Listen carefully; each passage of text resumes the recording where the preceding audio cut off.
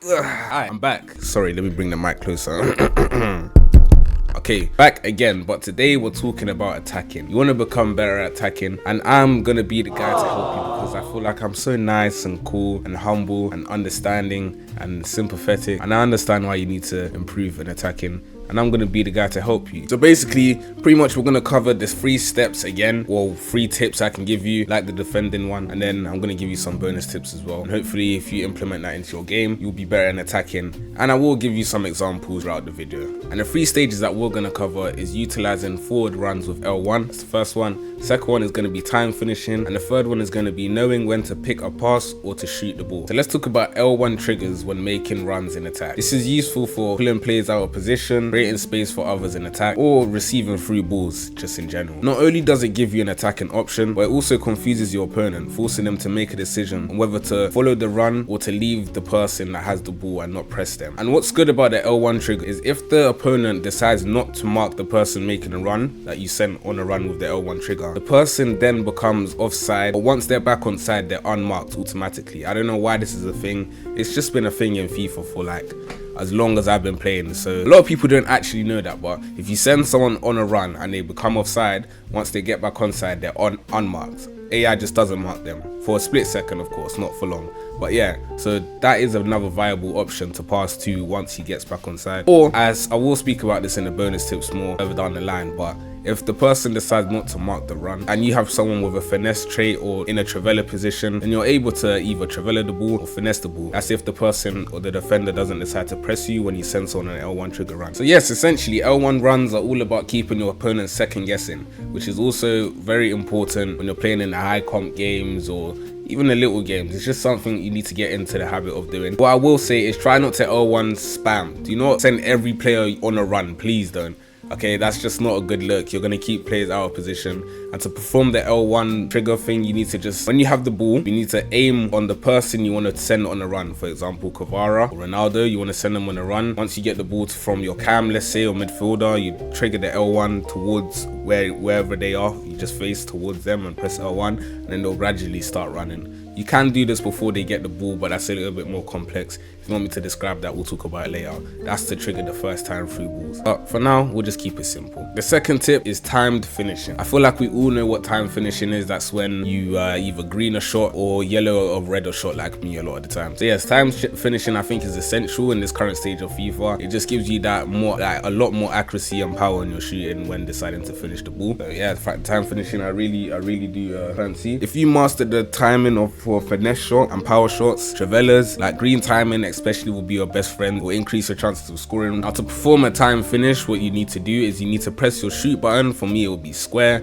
You press your shoot button, and then right as the person that you're controlling is about to shoot, their foot is about to connect with the ball, you press your shoot button again in the hopes that you green the shot. And once you green the shot, at 90% of the time it should go in, but we know it's EA. Essentially just give you more power and accuracy on that shot. You just need to practice that, and the best way I'd say to practice your time finishing is with the bar on first on the player indicator trainer, and then eventually just turn the bar off once you get the good timing, and yeah, you should be good to go. Best place to do this is practice arena, but don't get too complacent. I would say keep practicing. Don't think once you get like 5 green times you can just like, you think you got it. You need to do it consistently, because even someone like me that can green time a lot of the times, there's still times where I don't green it, and it's yeah. And the third and final thing I want to talk about, which is a little bit different, it's a different tip, is knowing when to pick for a pass or knowing when to shoot. And the reason I say this is because this is something not a lot of people talk about, but knowing when to shoot or knowing when to pick a pass is especially important in this current patch because of the 4-2-1-3. And I say this because knowing when to shoot or pick a pass is very difficult to like kind of tell between the parts, because a lot of people in the 4-2-1-3 defend with the CDMs, right? And you want to kind of get the ball into the middle to get the goal essentially. I'd say knowing when to shoot is in a situation where the CDM is being controlled a lot of the time and you have a finesse player. I especially emphasize the point on the finesse player because they're gonna save you. Or trivela, like knowing someone that can trivela really well, having a right-footed person on the right and a left-footed person on the left. Essentially say finesse players are more important in my opinion. Yeah, so if they are controlling the CDMs a lot of the time, there's gonna be situations where you can just finesse the ball unexpectedly and get a goal. It's gonna be very difficult for you to tell, but it's something you just need to to put into practice. Obviously, I'll show you examples here just to make it easier for you guys to get like a grips of what I'm talking about. Knowing when to pass is more so for like the extra passing situation in the box. It's like once you make a cutback, the sequence goes like a directional nutmeg and you pass it into your striker, and then your right wing should come for the extra pass. That is knowing when to pass and knowing when to shoot, rather than just shooting with your striker, like turning and then shooting after you get that pass from the left wing. You would find the extra pass to the right wing and then secure the goal easily, because the centre back will be more focused on the striker. That extra pass is there opening up space. So yeah, don't do extra passes all the time, because some people expect it. As you know, I said before last time that don't do things that are obvious. Sometimes things that are obvious obviously work, but most of the time they don't, because people expect it. So there's going to be scenarios where you don't need to do the extra pass and you actually will bait them by not doing it. So yeah, and the bonus tips I feel like you guys already know one. The first one is finesse players and trivellas. Please utilize finesses. A lot of the time people don't have enough attackers with finesses, and I'm streaming, people send me their teams and I say to them, your team looks great, but I need you to have 2 or 3 attackers with finesse plus. Some people play the cam. I emphasize that having a cam with finesse plus is essential. At least your striker and a winger, one winger. Please, it's so important, because it keeps your opponent second guessing, gives you another scoring opportunity from nothing to something, and it's broken. Honestly, it is just broken. So having a finesse player is something I'd say is an essential bonus tip. Obviously, it's going to get you more goals automatically, especially if you do the things as I said before in this video, which is greening your shot and being more accurate, etc, etc. Yeah, knowing when to shoot is going to be helpful if you have finesse players, because you can get yourself out of sticky situations by realizing finesse players on the ball, there's no passing options, I'm just gonna shoot. Works sometimes, trust me. Finesse is broken, you need to utilize that. And if you're not on FIFA TikTok, then you may have not have heard of Gimme 3 then Gimme 5. Yes, as Awale said, trivellas are your best friends. They're just broken. They're gonna save you a hell of a lot of the time. If you have a lot of space and you know you can trivella, the keeper has been moved but it still goes in, trust me, it is crazy. Trivellas, I did mention this before in the previous tip about baiting the L1 trigger for the finesse. So for example, if you send someone on a run and then the person decides to not mark the player, or the person decides to mark the player that's been sent on a run, you then have enough space to open up for a trivella or finesse shot. So L1 triggers can also be used to be baiting for finesse or trivella. So that's another tip for you right there. And yeah, that's pretty much it.